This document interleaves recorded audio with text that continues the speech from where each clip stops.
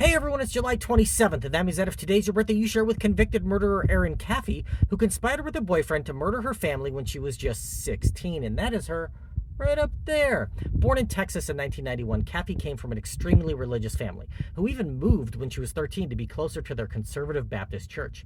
She had attended public schools her entire life, but in the 8th grade, a girl at school attempted to kiss her, causing her parents to pull all of their children out of classes and begin homeschooling.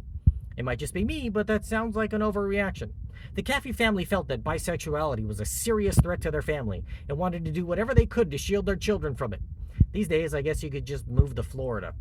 Homeschooling led to the isolation of Caffey from her friends, and I'm sure that was great for her mental health. When she was 16, she was allowed to take a job at the local Sonic franchise, where her coworkers observed that she was very sheltered and seemed like she was seeing the world for the first time. She met a 19-year-old boy while working, and the two began a relationship.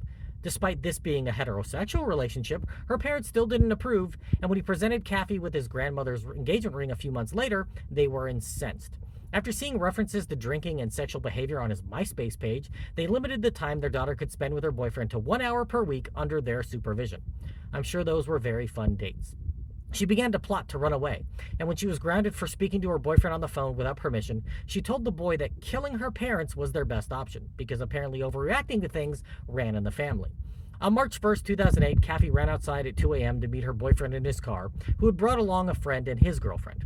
When her boyfriend said that he would need to kill her younger brothers as well to ensure there were no witnesses, Caffey replied, "I don't care, just do what you gotta do."